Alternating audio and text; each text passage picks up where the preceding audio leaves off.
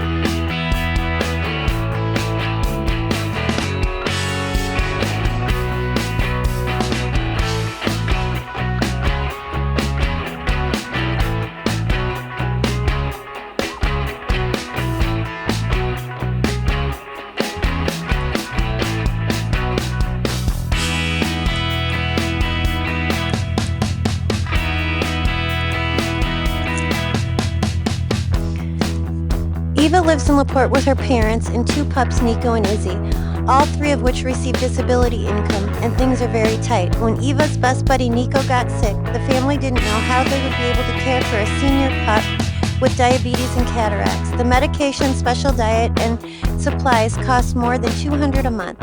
Eva's family was heartbroken, thinking they may have to euthanize Eva's furry support system. You see, on top of physical disability, Eva suffers from anxiety. There were years where she didn't leave home with her mother. When her mother was no longer able to travel with her all the time, her puppies became her travel companion. Eva's now able to go out into the community alone. When they reached out to the pantry, not only for food, but veterinary assistance after their local pantry turned them away, right away the pantry referred them to a local clinic where their dog was reevaluated and given appropriate medication. The pantry also provided education and resources to help them find affordable medication and supplies. They continued to receive high-grade diabetic food monthly. Their pup is doing amazing, and the family can't be more thankful for the services the pantry's provided.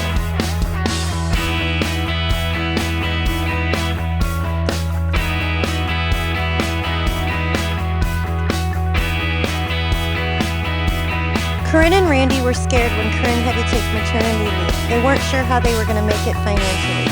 That maternity leave was extended when her son was born with health issues.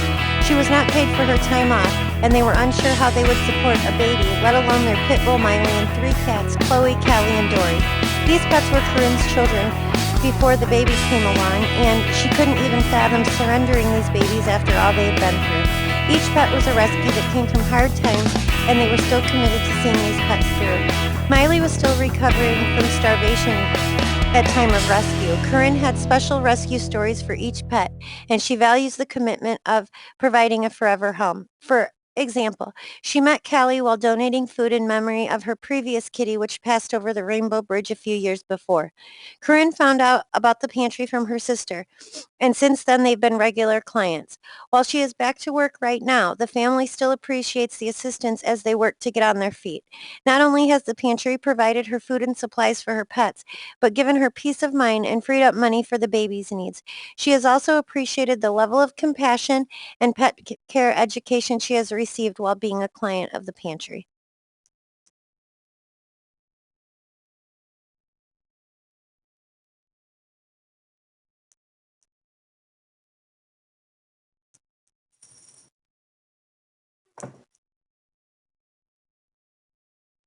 Chuck is a senior client living in Portage, Indiana with his 2 dogs, Baby Girl and Bella, along with his cat. This gentleman is comforted by his pets while he lives alone and is currently homebound. He has no children and little family support. Chuck became disabled after a leg injury after many years in the restaurant industry. Chuck has several health conditions, including diabetes and seizures, and currently a hand injury. His pets make him feel love and give him purpose. One of his pets is a rescue from the pound, the other his late mother's dog, which Chuck holds very dear. She allows him to feel a lasting connection to his mom. Chuck expressed much gratitude for the pantry, as they have offered him not only assistance, but good advice and friendship since he's been a client.